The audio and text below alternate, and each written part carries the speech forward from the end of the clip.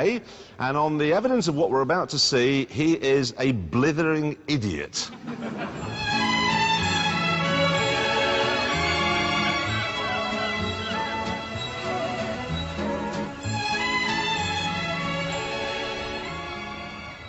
One day, probably in the dentist, you'll find yourself leafing idly through the small ads in the back of a classic car magazine.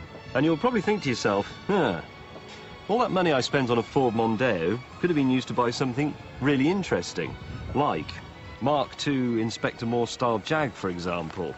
An old Porsche 911. There are quite a few old Porsche 911s in here. Look, you could even have a Bentley.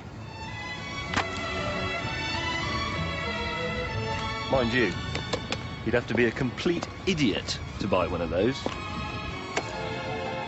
This one's mine. It's a T2, pretty much the cheapest Bentley money can buy. You can pick one of these up for 7 or 8 grand, but don't, because for that money it's going to be a complete bag of bolts. This, though, is a good one. It cost 14 grand, but it's got a full-service history. All the parts are genuine. There's no rust, no filler, and no evidence of bodged repairs. Now, 14 grand's top dollar for one of these, but that's still only the price of the most basic Mondeo. Unlike the Mondeo, though, the Bentley shouldn't depreciate. A Mondeo is a disposable item, but a Bentley's... it's a Bentley. So why do I like it, then? Well, I like this wood. Someone's taken a lot of care over that. I like the view. I like that strip of chrome down the bonnet and the weird winged bee thing down at the end. And I like the sort of daftness of it. I mean, the light switch is there, fair enough, but the key goes here, and the windscreen wipers are here. I'd expect the windscreen wipers to be here, but this is actually the gear stick. And the handbrake's down here. It's all wrong, and I love that. Somewhere up front is a huge 6.75-litre V8 engine, but when you put your foot down, nothing happens. You get a bit more noise, and it might go a little bit faster, but on the whole it's a complete waste of time. You might as well just relax. Handling. I've got furniture that handles better than this thing. Watch. Absolutely nothing. So, it's rubbish to drive, I'm going slower than you, and yes, I look like a failed porn star. But I am in my own Bentley. Right then, a Bentley for Mondeo money.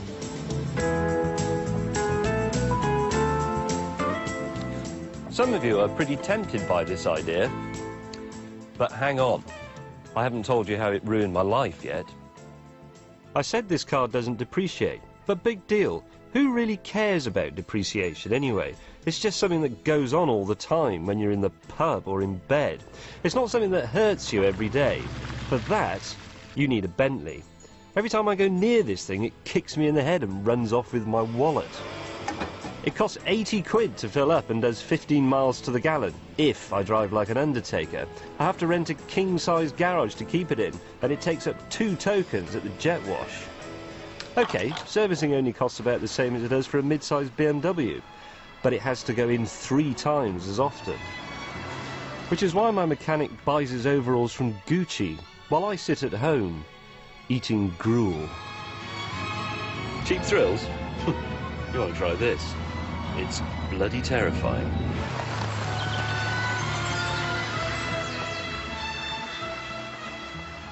It seems to me you could have done that film a lot shorter than that. Yes, it's, for the money you spend on a basic Mondeo, you could buy an old Bentley, like I did. Don't. Exactly. Don't go anywhere near it. It's a stupid idea, isn't it? It is. It's fine as a hobby, but this is my only car. You don't even have another car? I don't have another car. Well, how many sacrifices do you have to make?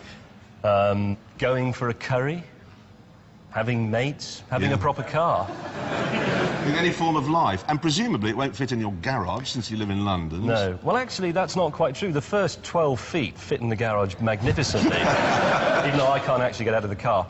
But then there are 2 feet on the pavement. Yeah, you don't want that. And then the last 3 feet are on the road and get a parking ticket. And if I put the whole car on the road, you have to pay the council tax, obviously. Because it's a house, really. It is. The thing is it's not my sort of car. But then we do differ, don't That's we, why I really? like it. Yeah, Jeremy. exactly. You just look at what I say and go, he's wrong. I looked in Auto Trader and I thought, what wouldn't Jeremy buy out of all these cars? That one. Yeah, I'll I have that. respect that in a man. I really do. You said in the film you have to rent a garage. Yeah. Well, how far away?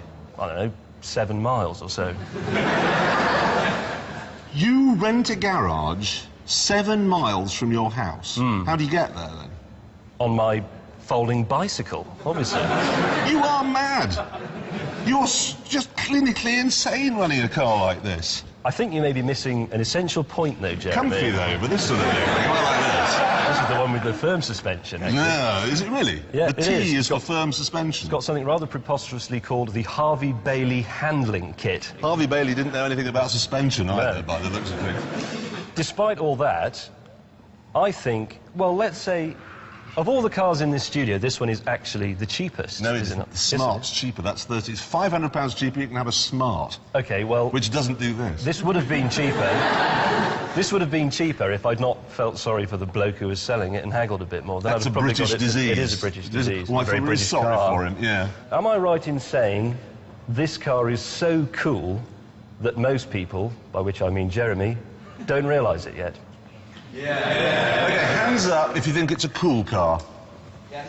That's 1, 2, 3. And on that bombshell, let's do the news, shall we?